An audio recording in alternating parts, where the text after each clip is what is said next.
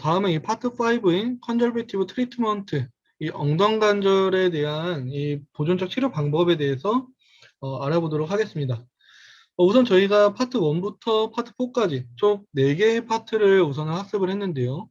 그래서 파트 1에서는 이 엉덩 관절에 대한 해부학, 즉 이 바이오 메카닉에 대해서 이해를 했었고요.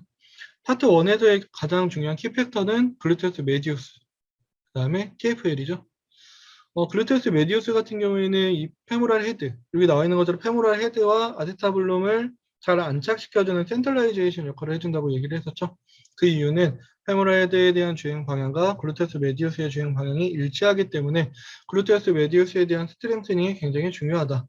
글루테우스 메디우스에 대한 근력이 강화되면 강화될수록 센트럴라이제이션은 더욱더 높아지게 되겠죠.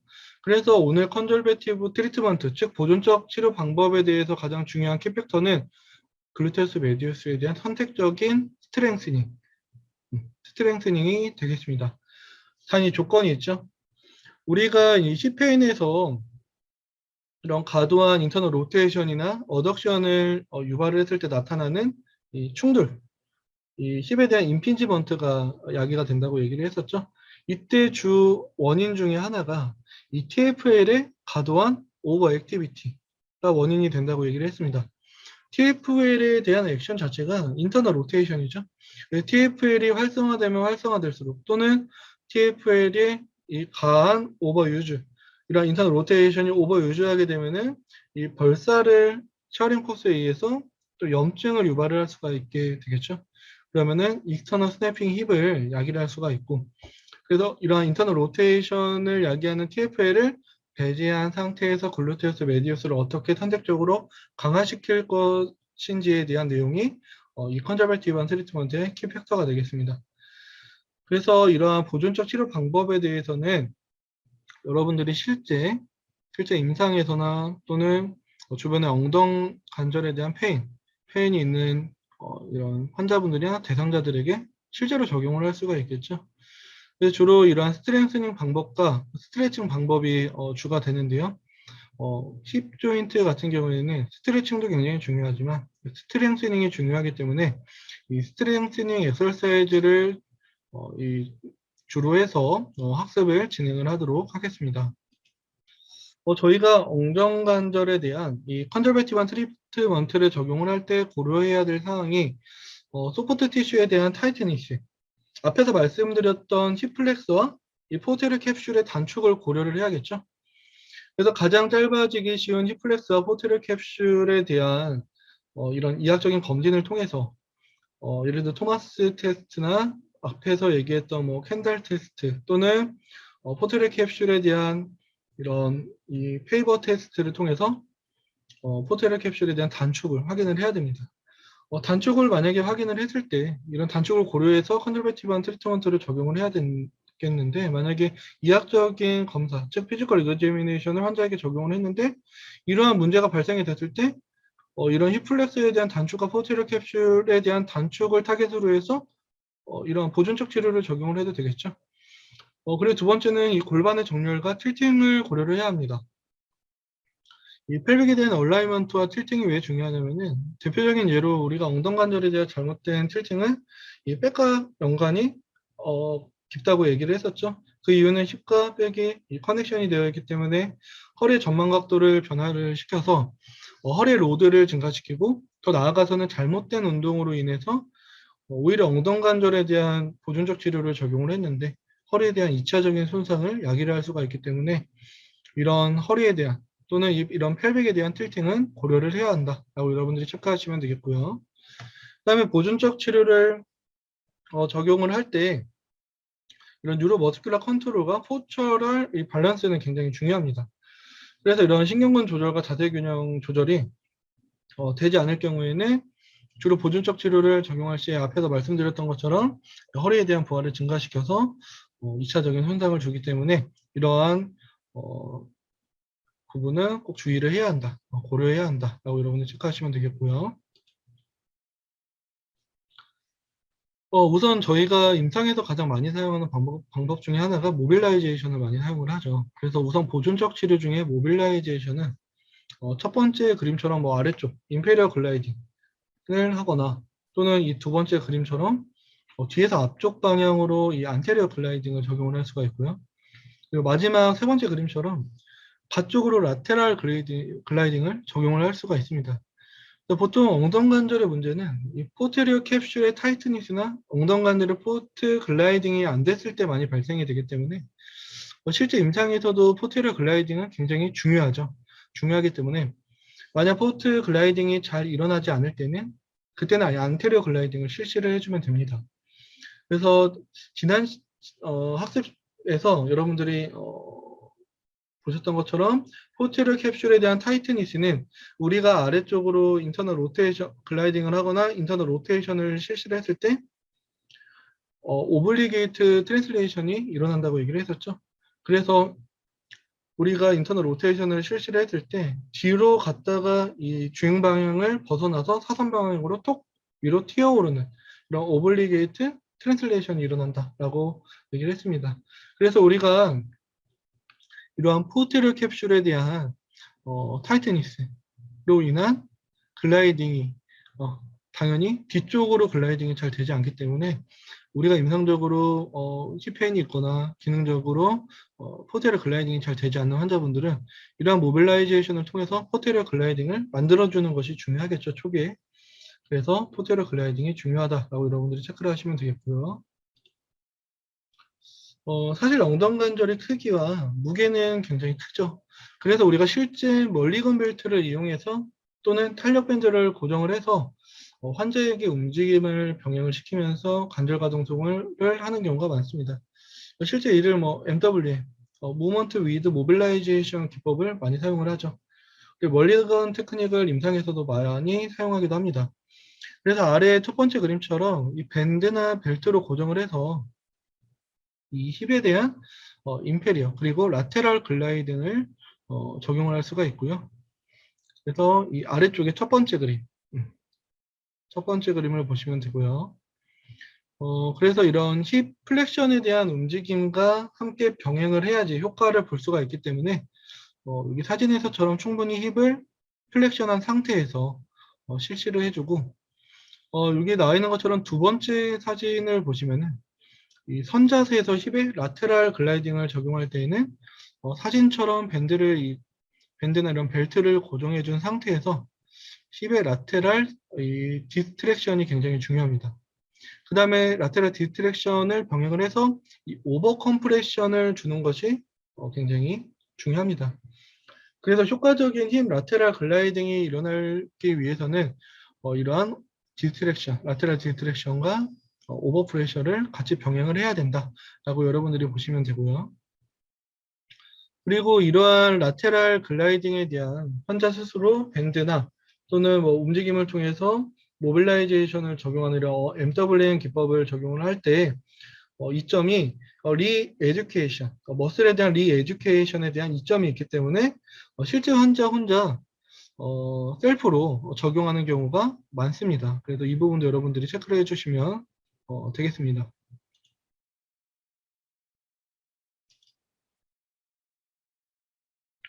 다음 이 포테리어 캡슐에 대한 스트레칭 방법은 위의 그림처럼 적용을 하기도 하는데 이 90도가 넘어갈 때 사선 방향으로 앉거나 위에 두 번째 사진처럼 이 한쪽 다리를 이 사자로 만든 상태에서 앞으로 구부리게 되면 이 피로포미스 근육에 대한 스트레칭을 적용을 할 수가 있습니다.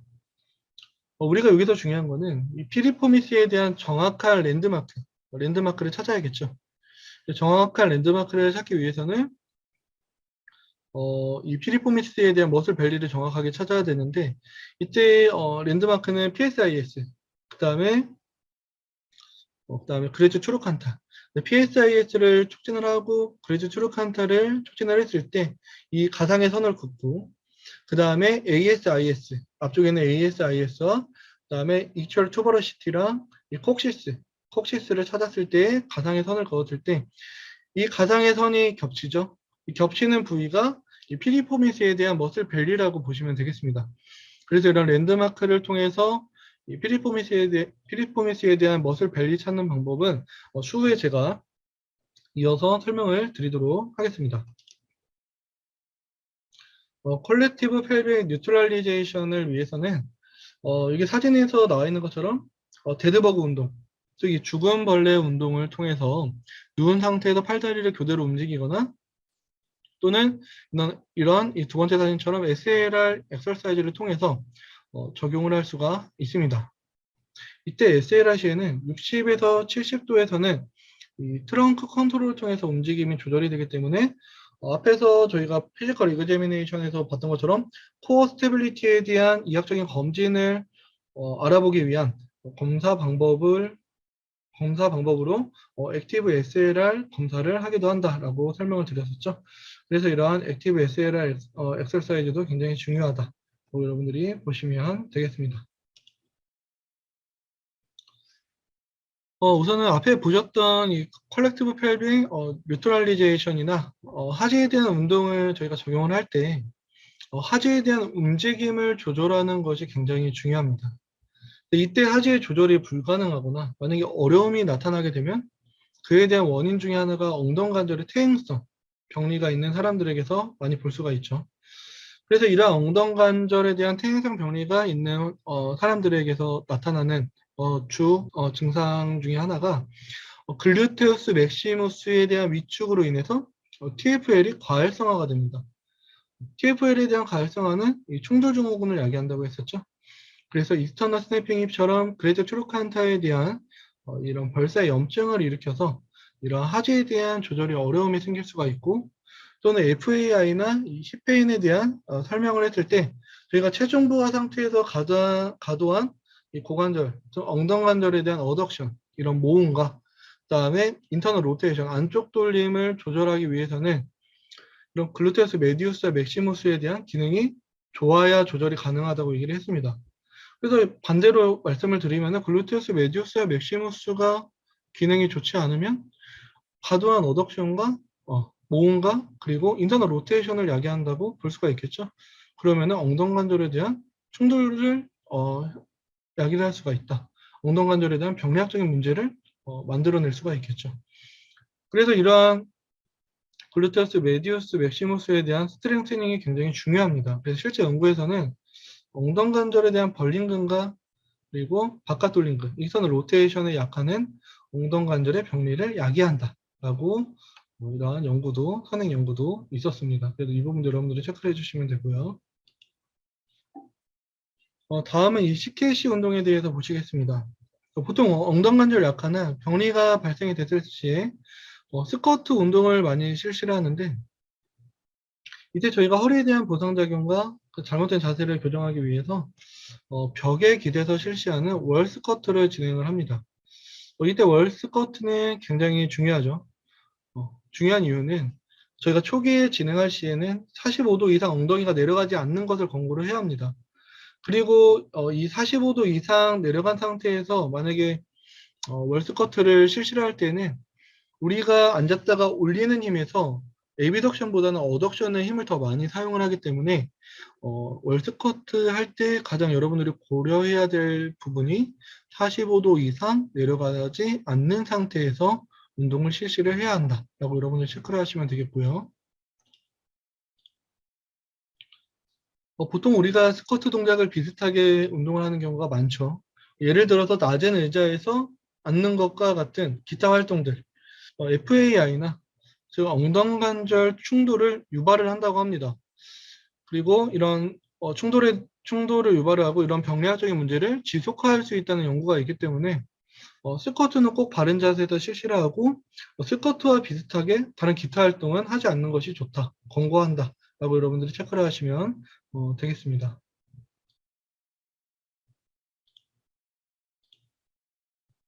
다음은 이 CKC 컬렉티브 엑서사이즈를 보시게 되면은 첫 번째 사진은 싱글 림브 스쿼트로 여기 있는 대상자는 한쪽 다리에 서서 천천히 엉덩이를 낮춰서 약 47cm의 높이의 의자에 앉았다가 일어났다를 반복을 합니다. 이러한 동작이 글루테우스 메디우스와 맥시무스의 선택적인 강화 훈련에 굉장히 좋은 운동이라고 할 수 있고 사실 의자만 있으면은 적용을 할 수 있는 운동이기 때문에 이 홈 엑서사이즈로도 굉장히 좋겠죠. 그리고 두 번째 사진은 무릎을 살짝 구부린 상태에서 라테럴 워크, 즉 사이드 스텝을 하는 운동 사진인데요. 이때는 이 TFL보다 글루테우스 메디우스의 근활성도나 근력 강화가 더 잘 이루어지기 때문에 우리가 선택적으로 글루테우스 메디우스에 대한 선택적인 강화 훈련을 실시할 때 적용하면 좋은 운동이라고 할 수 있겠습니다. 그래서 첫 번째 사진과 비교했을 때 라테랄 워킹을 실시할 때는 저희가 트렁크 컨트롤이 잘 되지 않아도 시행이 가능하기 때문에 만약 트렁크에 대한 보상작용이 심하거나 엉덩관절에 대한 엉덩관절과 관련된 이 근육보다 허리나 이 트렁크 조절에 관련된 근육이 더욱더 활성화될 때에는 두 번째 방법을 통해서 적용하는 것이 더 효율적인 방법이라고 할 수가 있겠습니다. 그래서 만약에 첫 번째 사진에 있는 이러한 운동 방법을 환자에게 적용을 했는데 트렁크 컨트롤이 잘 되지 않거나 또는 트렁크에 대한 보상작용이 엉덩관절에 대한 선택적인 근력 강화를 방해할 때 내가 타겟 머슬이 만약에 글루테우스 메디우스 근육에 대한 강화가 만약에 타겟이라고 하면은 이러한 두 번째 사진에 대한 운동 방법을 통해서 트렁크 컨트롤에 대한 보상작용을 배제한 상태에서 사이드 스텝 엑서사이즈를 적용을 해주면 되겠습니다. 그래서 이러한 두 가지 방법에 대한 컬렉티브한 엑서사이즈를 여러분들이 확인을 했고요. 다음은 글루테얼 스퀴즈. 스퀴즈라고 하면 엉덩이를 조이는 운동 방법이죠. 그래서 82%의 최대 자발적 등척성 수축으로 이러한 글루테우스 매시무스에 대한 최대 활성화가 되었다고 보고를 했습니다. 그래서 글루테얼 스퀴즈는 이러한 엉덩이를 조이는 운동 방법인데 82%의 최대 자발적 등척성 수축을 유도를 했고 이에 대한 로어 익스트리미티 컨트롤을 개선을 하고 하지에 대한 조절 굉장히 중요하다고 얘기를 했었죠. 그래서 이러한 하지에 대한 조절을 개선을 하고 엉덩관절 인터널 로테이션에 대한 이 보상작용을 감소시키는 역할까지 한다고 합니다. 그리고 이런 로더시스를 감소시키는 역할까지 해주고 글루티얼 스퀴즈도 환자분들에게 엉덩관절 운동과 함께 병행할 것을 권고해야 한다고 합니다. 그래서 여러분들이 글루테우스에 대한 스트렝스닝을 환자분들에게 교육을 할 때 스트렝스닝, 즉 근력 강화 훈련만 교육시키는 것이 아니라 이 글루티얼 스퀴즈에 대한 엑서사이즈도 병행해서 같이 적용을 하라고 권고를 하면 굉장히 좋겠죠. 그래서 글루티얼 스퀴즈에 대한 부분도 여러분들이 한 번씩 체크를 하시면 되겠습니다. 다음은 이 OKC 엑서사이즈로 임상에서 특히 자주 사용하는 방법입니다. 이 첫 번째 사진을 보시게 되면은 제가 자세한 내용은 뒤에서 한 번 더 설명을 드리겠지만 이 옆으로 누운 자세에서 다리를 벌리는 운동은 우선 저희가 아까 키팩터라고 하는 글루테우스 메디우스를 선택적으로 강화하고 TFL을 이니비션 할 수 있는 자세가 되겠습니다. 그래서 이런 옆으로 누운 상태에서 다리를 벌려서 들어 올리는 이러한 동작의 OKC 운동은 TFL을 배제하고 글루테우스 메디우스에 대한 근수축력을 유도할 수 있는 굉장히 좋은 운동이다 라고 여러분들이 체크를 하시면 되고요. 이러한 자세에서의 운동을 저희가 조개 껍데기 운동, 즉 클렌셀 엑서사이즈라고 얘기를 하죠. 그리고 두 번째 사진 같은 경우에는 쿼드리 페달 자세에서 힙 익스텐션, 힙 익스텐션에 대한 운동 방법으로서 이 네발기기 자세에서 한쪽 다리, 즉 이 왼쪽 무릎을 약 90도 정도 구부린 상태를 유지를 하고 다른 오른쪽 다리를 90도로 무릎 관절을 굽힌 상태에서 발을 천장 쪽으로 이렇게 라이즈하고 있죠. 천장 쪽으로 들어 올릴 때 이때 주의해야 될 게 힙의 익스텐션에 대한 선택적인 강화 훈련을 했을 때는 이 자세가 굉장히 좋습니다. 하지만 트렁크 고정이 굉장히 중요하기 때문에 트렁크에 대한 컨트롤이 잘 되지 않는 환자에게는 좋지 않고 트렁크 컨트롤이 잘 되는 환자에게는 이러한 쿼드리 힙 익스텐션 엑서사이즈 방법을 적용을 해줘라.